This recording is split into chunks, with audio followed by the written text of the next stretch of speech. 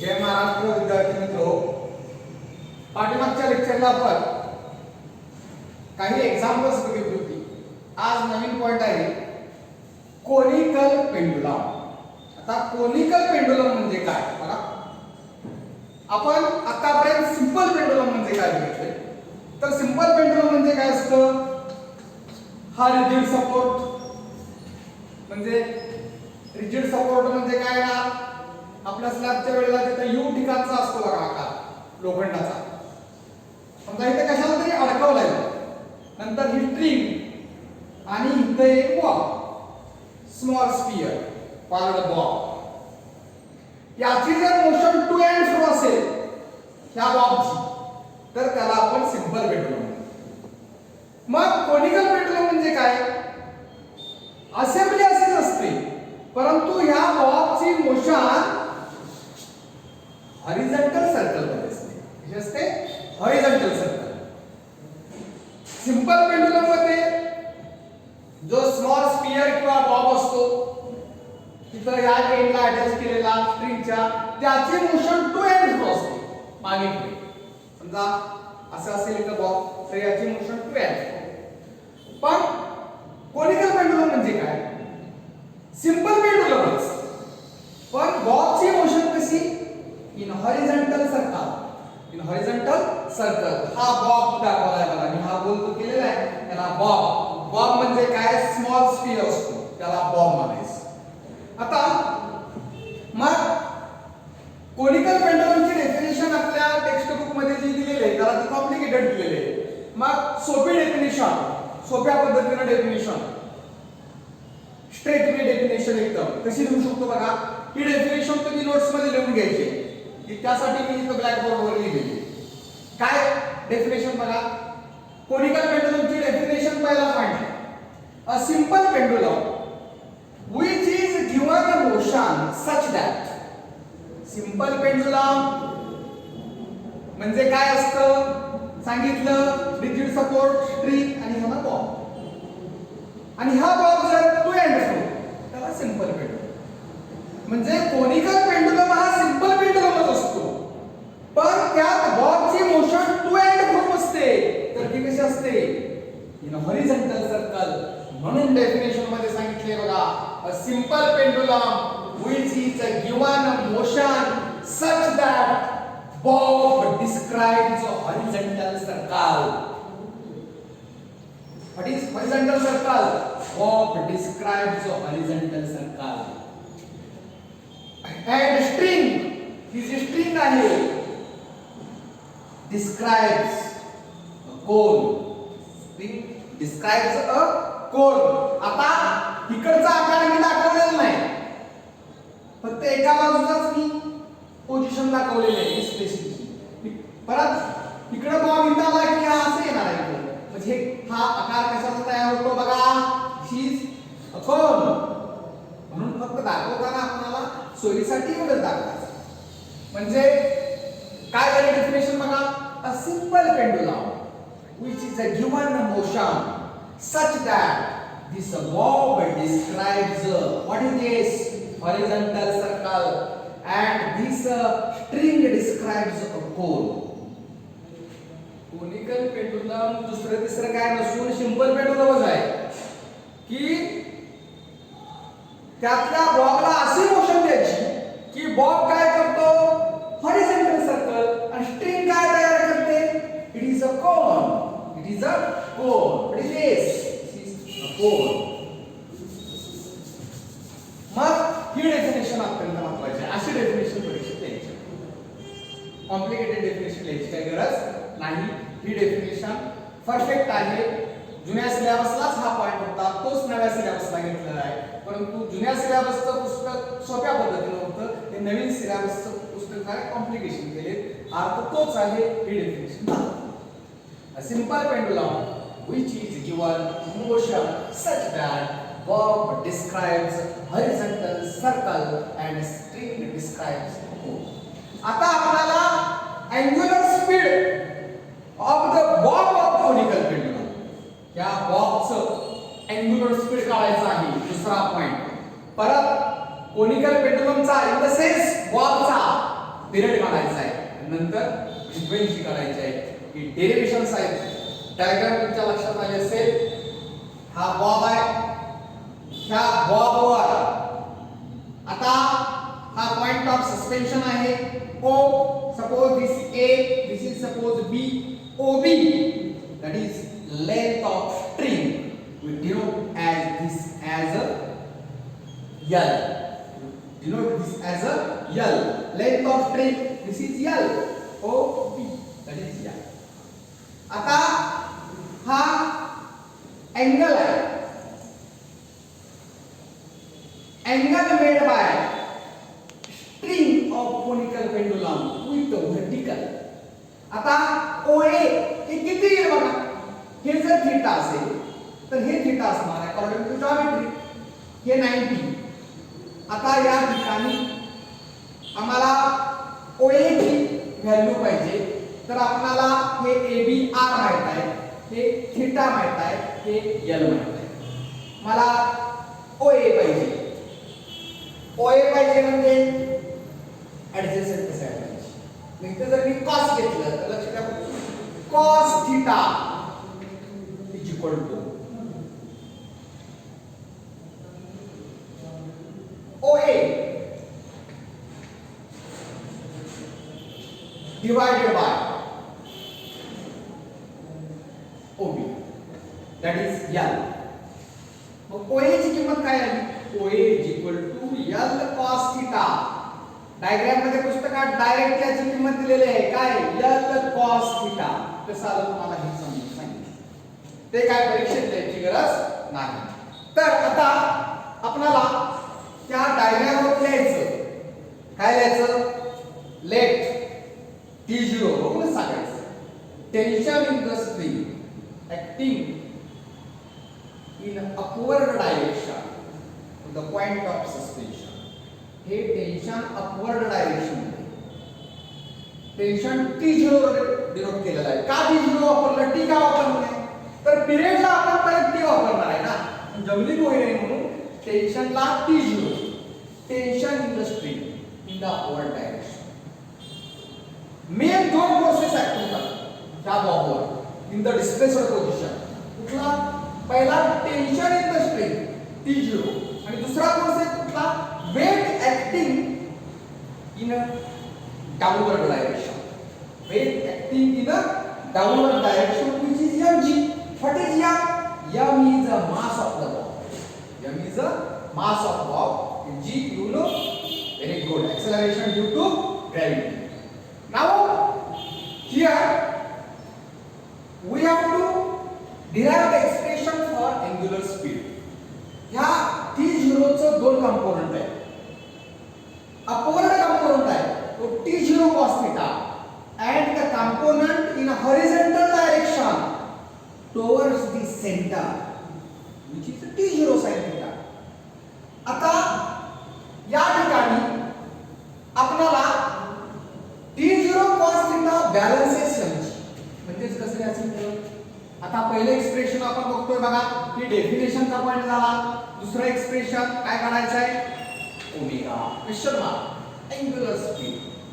मग इथं दोन इक्वेशन डायग्राम लिहिता येतात. T0 cos theta is equal to mg. T0 cos theta is equal to mg. हे पहिलं इक्वेशन. आणि हा जो कंपोनेंट आहे टेन्शनचा T0 sin theta कुठे डायरेक्ट होतोय? Towards the center, and therefore it supplies centripetal force. And therefore, काय लिहितो बघा? T0 sin theta is equal to centripetal force चे वेगवेगळे फॉर्म माहित आहेत तुम्हाला. मला ओमेगा काढायचा आहे. सेंट्रिपेटल फोर्स चे फॉर्म माहित आहे. Centripetal force is equal to mv square by r. दुसरा फॉर्म माहित आहे mr ओमेगा स्क्वेअर. त्यातला कुठला सिलेक्ट करायला लागेल? ओमेगा ज्यात आहे तो सिलेक्ट करायला लागेल. जनरल सेन्सचा भाग आहे T0 sin theta mr omega square म्हणजे mv स्क्वेअर बाय r. तर mv स्क्वेअर बाय r का काढलं नाही? का घेतलं? ओमेगा का घेतलं? mr omega square. तर मला ओमेगा काढायचा आहे. जनरल सेन्सचा भाग आहे. कॉर्ड इक्वेशन नंबर 2. आता यातून मला अँग्युलर स्पीड ओमेगा काढायचं आहे. मग अँग्युलर स्पीड ओमेगा काढण्यासाठी जे काढायचं आहे ते न्यूमरेटरला यायला लागतं आणि असं जर आलं तर एक स्टेप असते. म्हणून 1/2 काढू, 2/1 करू. तर जे काढायचं आहे ते न्यूमरेटरला पाहिजे, म्हणजे 100% आपल्याला इक्वेशन 2/1 केलं पाहिजे. मग बघा हा भाग मी इकडे लिहितो, हा भाग इकडे लिहितो, चालतं. इक्वेशन 2/1 काय लिहितो बघा, mr omega square 2 equation by this m is equal to this t0 sin theta. पाठ करून ठेवायचं ना इक्वेशन 2/1. एखाद्याने इक्वेशन हे दुसरं पाहिलं नाही तर त्याचं काय होईल, 1/2 होईल. आणि एखाद्यानं आता हाय असेल तर त्याचं 2/1 होईल.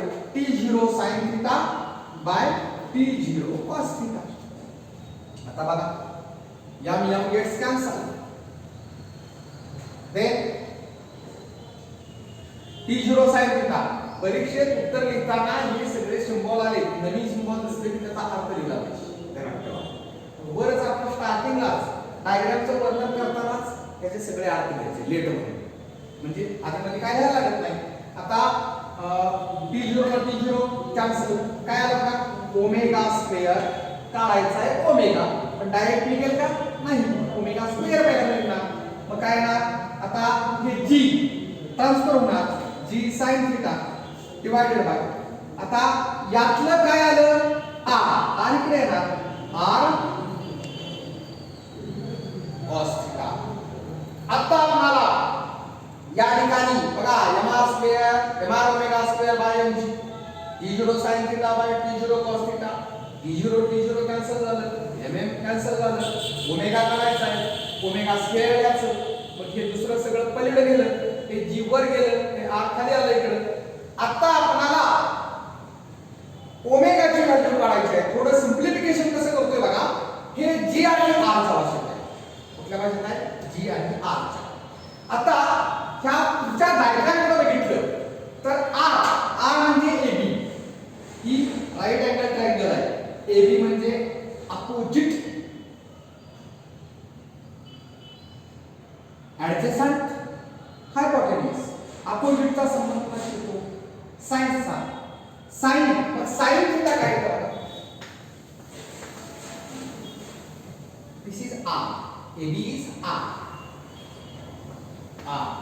हा t0 sin थीटा कंपोनेंट आहे, ab ची किंमत r आहे आणि t0 sin थीटा कंपोनेंट आहे डायरेक्टेड टुवर्ड्स सेंटर. मग r डिवाइडेड बाय काय आलं बघा, l. मग r ची किंमत काय आली बघा, l sin theta, l sin theta. आता मी काय करतोय, r ऐवजी l sin थीटा लिहितो. बघा omega square equal to g sin theta divided by r म्हणजे काय, l sin थीटा इनटू काय cos theta. sin theta cancel, मग काय आलं, omega square equal to g by l cos theta. आणि त्यावरून ओमेगा काय आलं, taking square root g by l cos theta. हे अँग्युलर स्पीड डेरिव्हेशन. परीक्षेला प्रश्न कसा येतो, define conical pendulum, here are the expression for its angular speed. जर डिफाइन परीक्षा आला नाही, घ्यायचं नाही डिफाइन, डायरेक्ट डेरिव्हेशन चालू करायचं.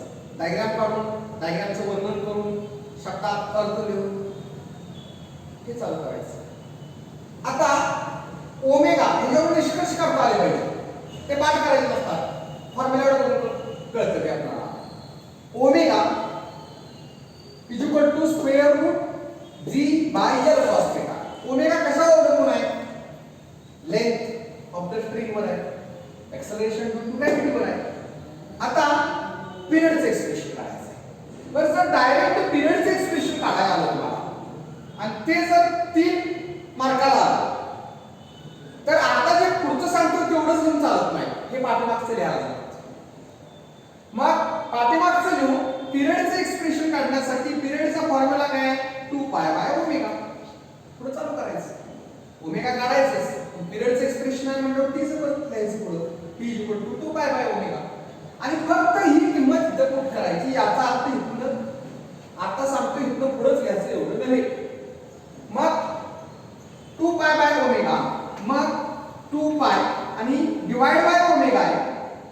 ओमेगा काय आहे square root g by l cos theta आणि मग तीच एक्सप्रेशन काय 2 पाय स्क्वेअर रूट ते जंपिंग होईल l cos थीटा डिवाइडेड बाय मग पिरियड कुणावर अवलंबून आहे l वर आहे g वर आहे थीटा वर आहे आणि समजा परत आणखी असं आलं की derive an expression for frequency of वर्ब ऑफ कोनिकल पेंडुलम त्यावेळी हे पहिल्यापासूनच लिहायचं फक्त एवढा पार्ट तिथं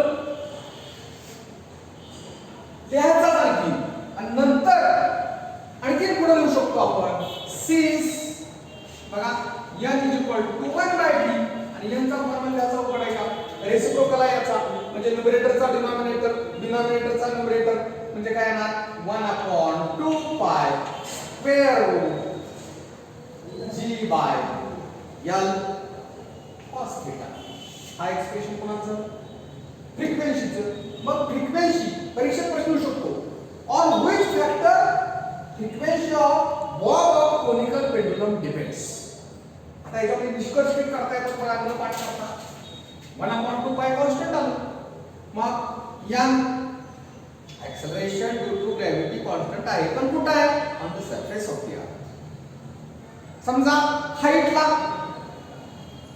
आपण एक्सपेरिमेंट करायला लागलो तर acceleration due to gravity decreases म्हणून या directly proportional to square root of acceleration due to gravity पहिला निष्कर्ष दूसरा frequency n of frequency of verb of conical pendulum आणि मी असं म्हणतो frequency of conical pendulum in the sense verb of conical pendulum या आता काय आहे inversely proportional to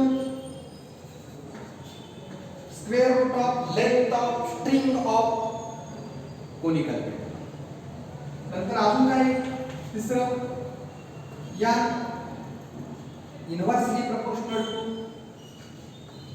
cos theta आता इथे लक्षात ठेवा as theta increases cos theta decreases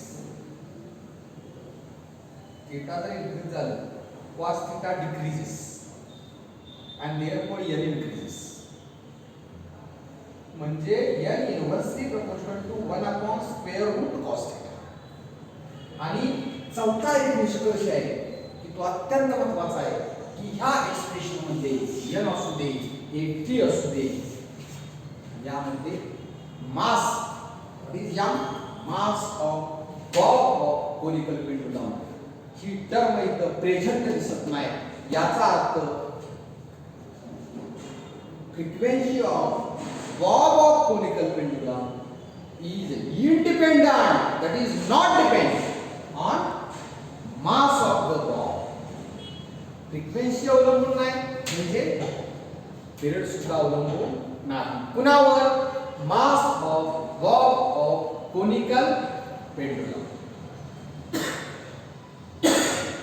expression very simple concentration is important आता यात काय शंका असतील तुम्ही मला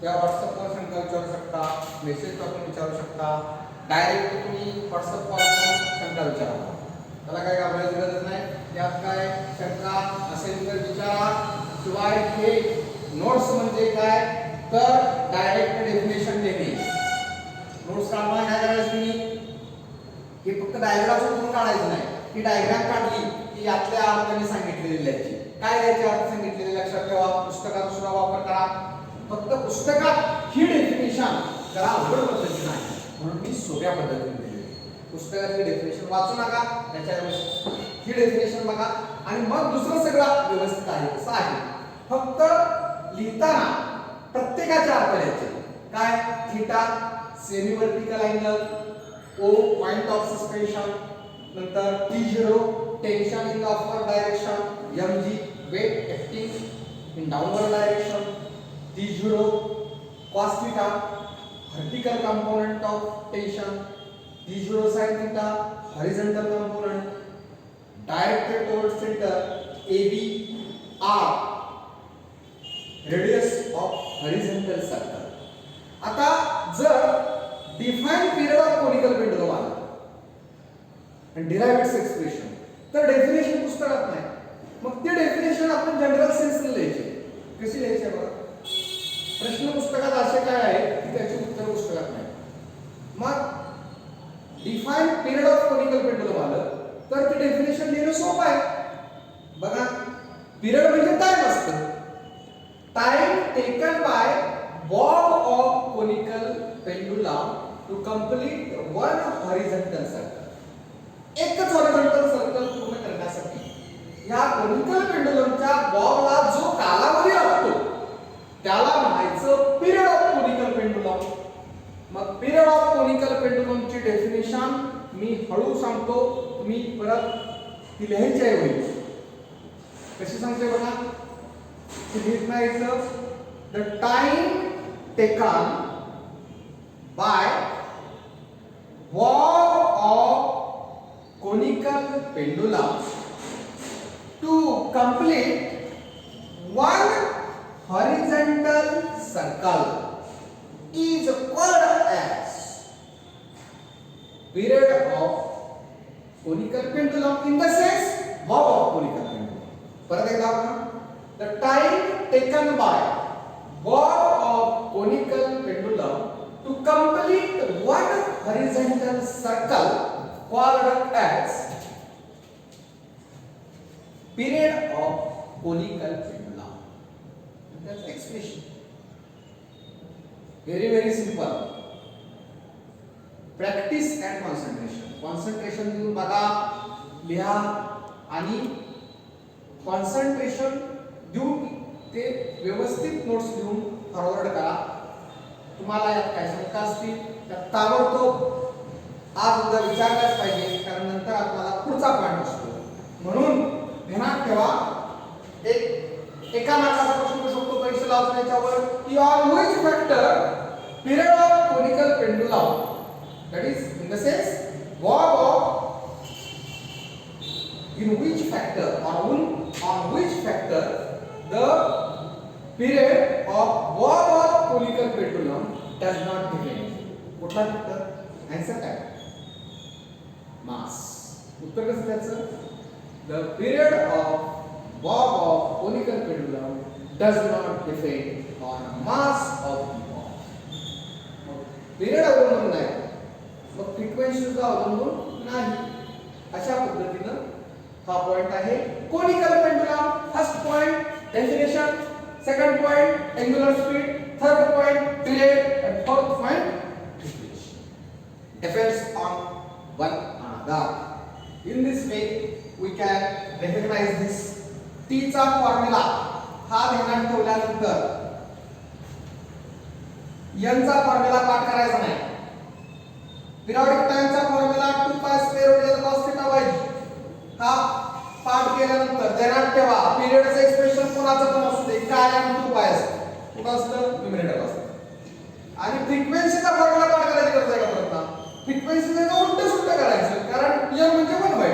नाहीतर ते आणखी पाठ करत बसाला, ते पाठ करायचं गरज नाही. हे जर पाठ असेल तर हे पाठ करावं लागत नाही, फक्त न्यूमरेटरचा डिनॉमिनेटर, डिनॉमिनेटरचा न्यूमरेटर. आणि अशा पद्धतीने ध्यानात ठेवायचं, अभ्यास करायचा, शंका विचारायच्या.